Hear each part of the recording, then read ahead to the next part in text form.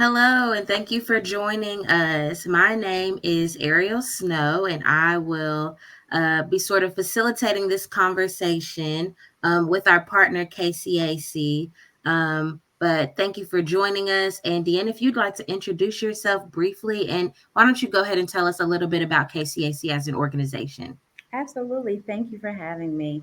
My name is DeAnna Coles, and I am a lead education counselor here at KCAC, actually, the adult services counselor. KCAC actually stands for the Kentuckiana Works College Access Center.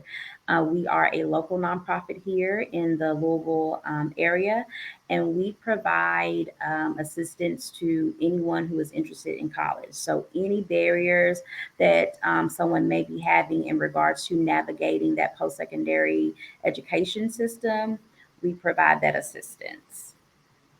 Awesome. Well, like I said, my name is Ariel Snow. I work for Evolve 502. Today, we're going to be having this conversation with DeAnna all about FAFSA. So, for our scholarship program with the Evolve 502 organization, we provide a 2 year or up to 60 credit hour tuition free scholarship for eligible Jefferson County Public School students. And so, one of the requirements for our scholarship is to complete the FAFSA. And FAFSA can be a hurdle. And I think, as well as there are a lot of misconceptions about the FAFSA and really just a lot of misinformation. So, today we want to clear all of that up for you. So, we'll just dive right into the questions. DeAnna, can you tell me why is the FAFSA so important for students to fill out, particularly um, seniors who are preparing to transition into college in the fall? Absolutely. Well, it's very important because one thing that you already hit on is, for instance, your scholarship, the FAFSA is a requirement. And so a lot of scholarships out there, programs out there that you're trying to get assistance for tuition, they actually do require a student to fill out the FAFSA. So above anything else, that's one reason why it's so important. Another reason is that we all know that college is expensive.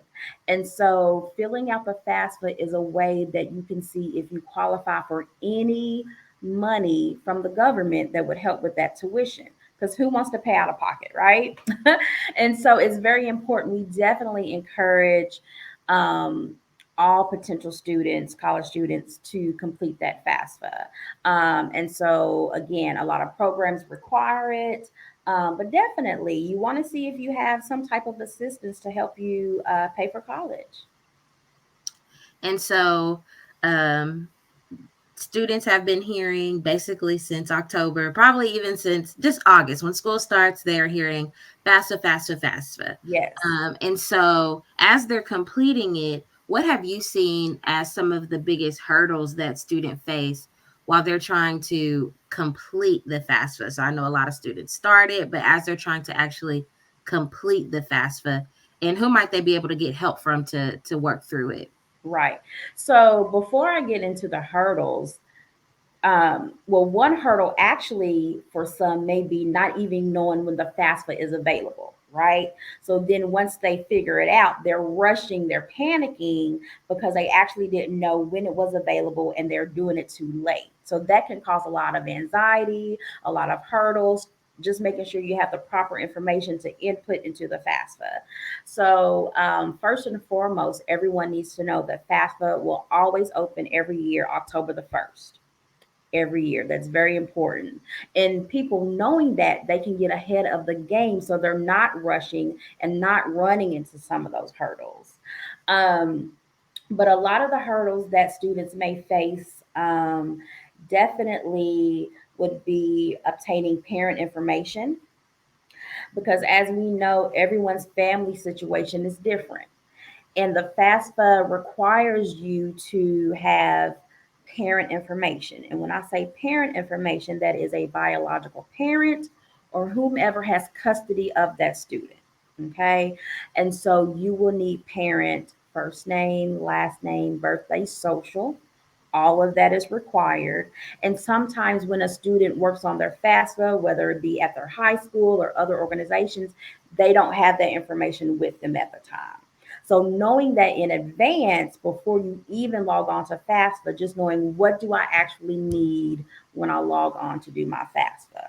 And if they don't have that information, that can be a hurdle for them. It will also ask for parent tax information. So it is okay if your parents did not file taxes. However, if they did file, you have to input that information. And again, if they're at the school or somewhere else and they don't have it, that's a hurdle because you can't complete the FAFSA without that information. So those are definitely two of the main hurdles: obtaining that parent guardian information and obtaining the tax information. Definitely. And so, if students have questions about how to get that, who do you think, or how can they get assistance, or who can give them advice on how to walk through that? Let's say that they're not able to get that information. Absolutely. So, absolutely. So they definitely can come to KCAC. We see multiple cases of people who can't obtain that information or don't know how to get it. Um, so one scenario is, they have parent information. However, parents may have filed taxes and they've misplaced the tax information or the 1040, the tax documents. We can assist the parent on how to obtain those. Okay, so we can assist them calling the IRS. There's also a way to request them online, get the tax transcript. So we can definitely assist that family in trying to at least get that tax information.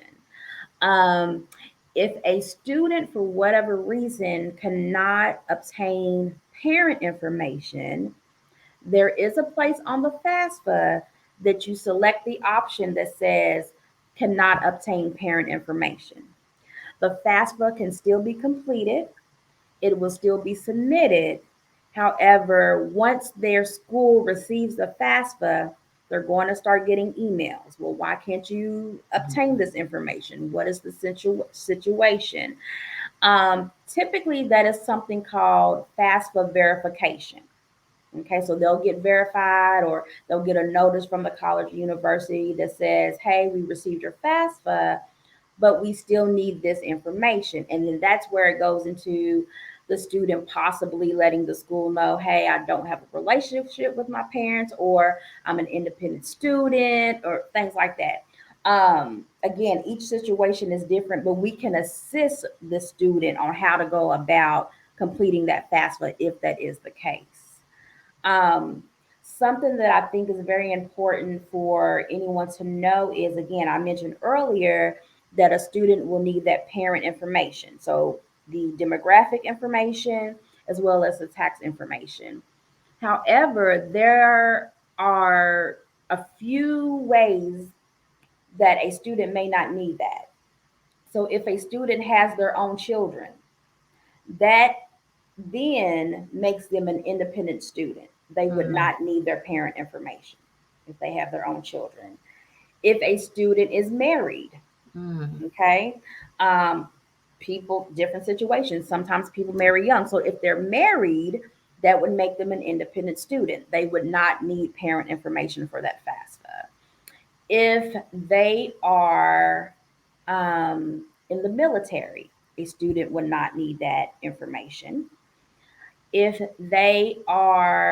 someone other than their biological parent has legal guardianship of them and they have the documentation, there is a place that you answer that question, and then that would make them an independent student. So they would not need parent information. And then if they are at the risk of homelessness, mm, living in a shelter, feeding for themselves, and typically the high school has documentation of their situation, or they can possibly get documentation from the shelter or organization that is helping them in that situation. And there's a place that you can say, I'm at the risk of homelessness. If that is the case, they would also not need parent information. So if you fit any of those categories, you then become an independent student and would not need parent information. And I think that's very important for students to know that, because again, everyone's situation is different. Oh yeah, no, that's a really really good information, and I think that excuse me, a lot of the barriers come from the fact that there is so much, like I said, misinformation or a lot of misconceptions Yes, about what the FAFSA is or what yes. information you may need to complete the FAFSA. So, what are some of the biggest misconceptions that you've heard about FAFSA, and how can we sort of kind of debunk some of those? Right. So some of the things that have come across our office is when trying to even obtain the information from the parents, just because we know there are scam artists out there, a lot of stolen identity, a lot of parents are very skeptical of to give that student that information, right? Mm-hmm. And they're thinking, oh, well, if the FAFSA has my information, I'm not going to get my tax return, I'm not going to get my refund. Mm-hmm. This is going to affect my taxes, so that's a very big misconception. And we are definitely there to help and assist in explaining to the student and the parent, this has no bearing on your taxes. It's not going to affect the money that you're receiving back. It's not going to be, this is not a case of stolen identity and things like that. But the government does require that parent information. Mm-hmm. So, kind of debunking that myth of, oh, this is a way to obtain my information and things like that. Also, something that we've seen is I try to explain to students that the FAFSA is free. You do not have to pay to do the FAFSA, right? So the first word in FAFSA is free. Free application for federal student aid. I've had people come in here and say, "Oh, I paid such and such amount to get my FAFSA done." And I'm Mm-hmm. thinking, who did you pay? So you have to be very careful when you're going online, making sure you're actually going to the correct FAFSA website to fill out the FAFSA. So again, the misconception is you have to pay to get the FAFSA done, and you do not. So those are definitely the biggest misconceptions of the FAFSA. Mm-hmm. Another misconception, a lot of people don't know this, is you are applying for the FAFSA to see if you qualify for the Pell Grant, the Mm-hmm. federal Pell Grant. And so I always try to explain to students, anytime you hear the word grant, that is free money Mm-hmm. as long as you stay in school. Mm-hmm. And so when we submit the FAFSA, it will automatically tell us if you qualify for the Pell Grant. It will also automatically tell us if you qualify for a federal student loan. Mm-hmm. And so just the misconception of any money that shows up on that FAFSA, do I have to pay it back? A lot of Mm-hmm. people don't know the difference between a grant and a loan. Okay, so having to have that conversation, as long as you stay in school, this is free money that you can use. So, Mm-hmm. yeah. Yes, I've been going into high schools and making sure students make that connection that Yes, the grant is the free money, it's the free money. the loans is Yeah. what you'll have to pay back. And I Hmm. tell them that's what people like me are complaining about right now. So you That's don't want that right. debt. Me too. Me You too. don't want that debt. Right, right. No, Yeah. that's really good information. So Yeah. as they're um looking to get help, I know you mentioned KCAC, Hmm. and maybe you can talk a little bit about the process they go through that they can get help. But do you know of any other resources in the community that students and families, since there's that big parent piece, can Hmm. get fast for help? So typically, each high school should have information in regards to FAFSA. And I know all high schools are different, but typically the senior class has their own counselor, right? Who should be prepping those students for FAFSA. So, and we are in some of the high schools. And so we try to make sure that the high schools have our pamphlets and our brochures and marketing materials, that way they can also distribute to the students if they need extra help. um, but it actually typically starts within the high school where the student is getting that FAFSA help. And I think you had mentioned earlier that come senior year, students are hearing FAFSA. People are spreading the word about FAFSA. So they hear it. They may not know the details, but those conversations are starting within the school. Um, we are actually the only organization that is doing direct services in regards to the FAFSA. So they definitely can come here to get the FAFSA completed. Any barriers that they may have in regards to the FAFSA, obtaining any information we can assist with. Um, so yeah, definitely KCAC, one-stop shop to help navigate through that system. And I see the number there. When they call that number for KCAC and they schedule an appointment, do you do virtual and in-person appointments? We can. So that is our main office number, and they can call and schedule an appointment. And we understand because of high school, you can't really miss a day. Right. Now, if they are able to miss a day and bring their parent, we do write a note for the school, so that can take place. But Mondays and Fridays, our staff work from home. And so we can do a virtual appointment if needed, right? So we'll do Mm-hmm. a virtual, whether it be over the phone, Google Meet, Microsoft Teams, whatever the case is, we can do a virtual appointment. We would typically ask the student if they could to email us the tax information and everything that we need so that as we're talking to them, we have the information in front of us to complete the FAFSA. So Mondays and Fridays, we can do virtual appointments. Tuesday, Wednesday, Thursdays, we are in the office and do in-person appointments. We typically start at 9 o'clock and they are a 1 hour appointment. And I know high schools usually get out around 2:20. So some students are able to get here by 3. Like 3 is the latest that we do in office appointments. But Mm-hmm. again, if even if they needed to do a virtual appointment on a Tuesday, Wednesday, or Thursday, we can do that as well. We can Right. accommodate. Yes. Right.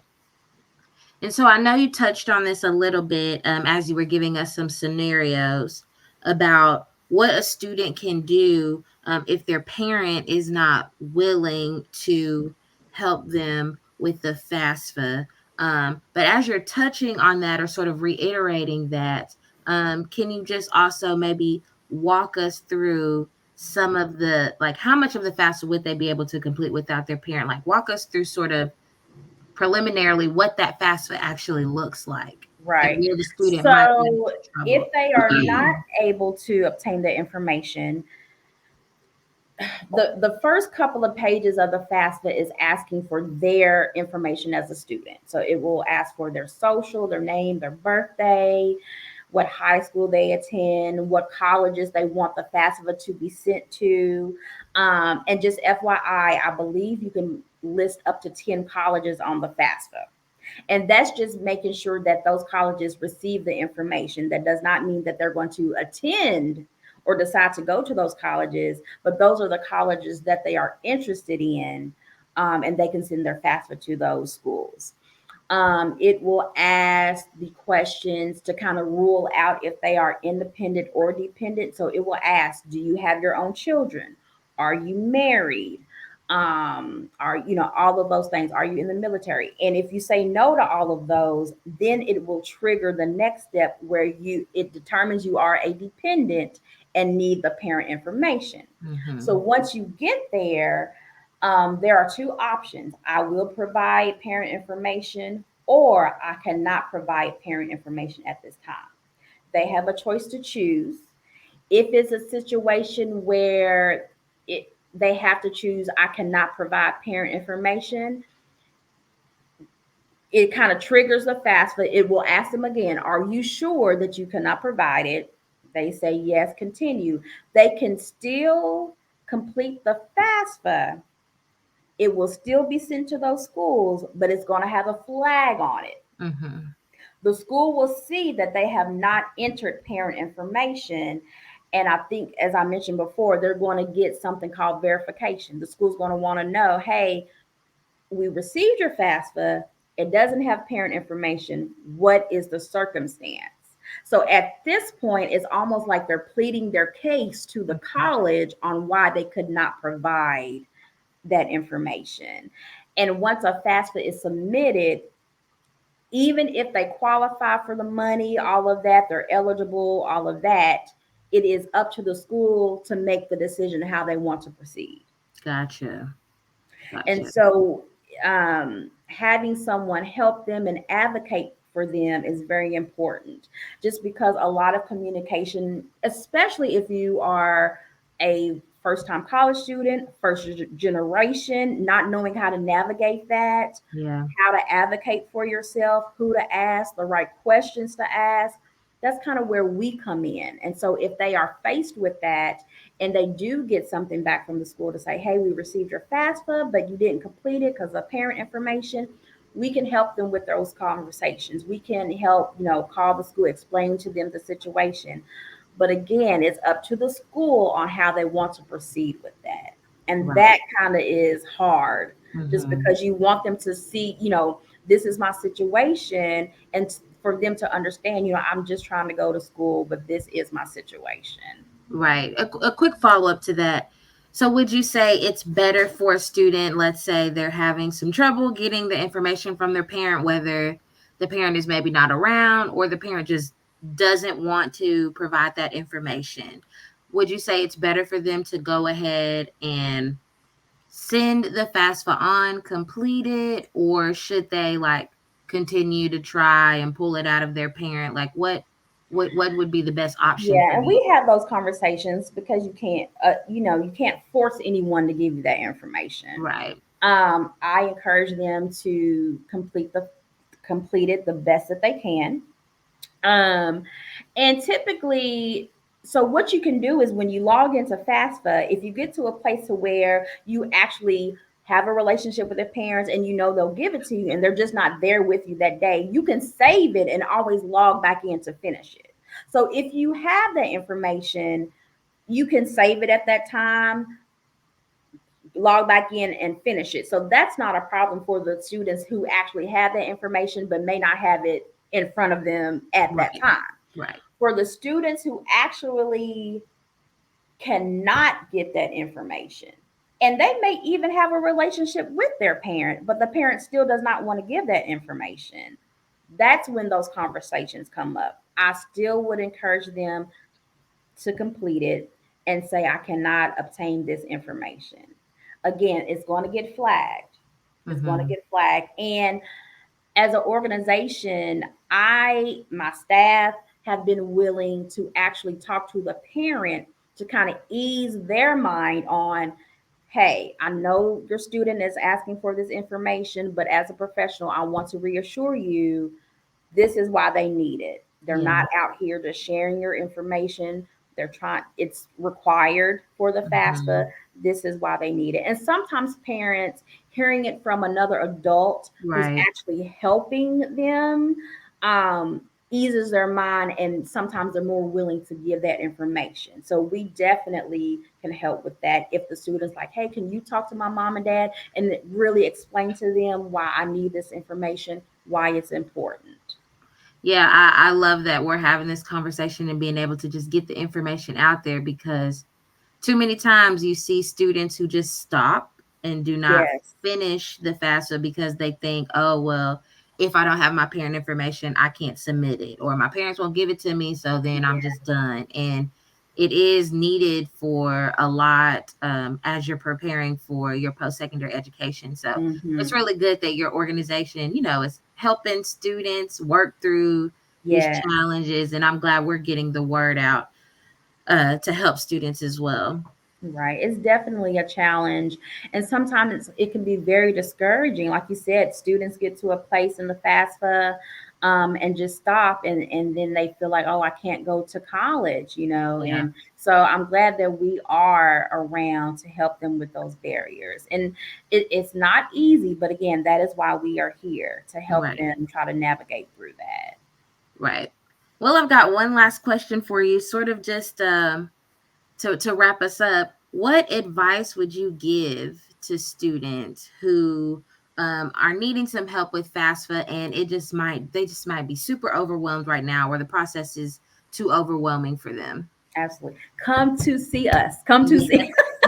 Like that's the number one advice I could give, because this is why we're here. This is Mm-hmm. why we're here to help them. It is very overwhelming, and I'll bring this up again, especially first time college student, Yes. especially first generation, right? Because even students who have the support system, mom, dad, whoever their support system is, may not have went to college, may not have ever seen a FAFSA before, and so Right. they're also having challenges helping their student with the FAFSA, Right. right? And so the number one thing I can say is come see us. Come see us. And we kind of do it for them. We're just Mm-hmm. asking them for the information, and we're inputting all the information in for them. And so just come, relax. I'm reassuring you that I'm here to help you. Come see us, and we will do it for you. We will walk through it with you, because it is very overwhelming. It asks a lot of questions. Yes. Um, and, the anxiety of knowing that college is expensive. How am I going to be able to pay for it? If I screw up on the FAFSA, it might Yeah. make, screw up my money. It's very important that when you get to that tax information, things have to be legit, because one wrong number, one wrong stroke of the key, when you submit it, might say, hey, you don't qualify. Yeah. And so we can look at things in detail, take our time, make sure things are put in the system correctly, so it's not messing with any money that you may be eligible for. Yeah, that's very important. Yeah. Well, I mean, we're just glad that we're able to partner with you. So sometimes students will see Evolve 502 and KCAC together coming to your Yes, school, absolutely. talking about the scholarship as well as FAFSA support. Sometimes we're at events in the community together, Mhm. and Mhm. I have seen KCAC with their computers helping students right Yes, then and there, filling out the FAFSA students and families. So very glad absolutely. that we're able to partner, and very glad that your resource exists for our community to make sure that we're helping these students understand that the FAFSA is not as overwhelming as it appears to be. It That is a is lot, right. but it's not as overwhelming as it appears to be. And there are people in the community who really, really want to help you and make sure you are succeeding in That your is post right. secondary plans. That's right. And as we're building those relationships with students and parents, once we get through the first FAFSA that freshman year, it kind of eases their mind, and it makes them want to return to get the help. That's Good, what we want, people to return and to trust us, that they know what we're doing and we're professional and we're going to help them the best way that we can. And so that first FAFSA is always like, oh my gosh. But once we get through it, they're like, okay. And then now they know what to expect for the next year, which will right. then help them. Okay, well, I know I need my taxes. I know I need this. I know, and they already kind of working on those things for the next year. So yeah. Good, Hmm. good. Well, I am so glad that we were able to. I mean, honestly, we just kind of scratched the surface with this There's FAFSA still so much with that.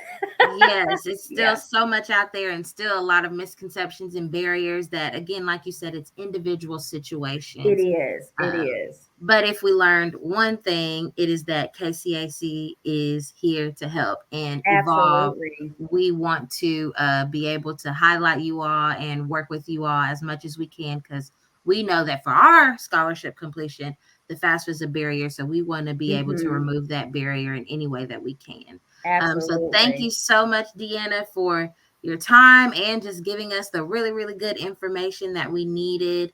And if you have any further questions, please feel free to reach out to Evolve. You can email us, or if you would like to reach out to KCAC, you have their number there. You can call them and set up an Hmm. appointment. We are Yes. both resources here that want to help you with the FAFSA conversation and any type of post secondary goal that you have. We want to make sure that we're doing what we can to see you achieve it. So thank you Absolutely. so much for listening. If you have questions, you have seen how to reach out. You may leave a comment, and we'll be sure to monitor the post to make sure that we're answering any questions that come up. And we look forward to the next time that we're able to have a chat. and get Absolutely. together. Yes, I'm looking forward to it. Thank you so much. Thank you.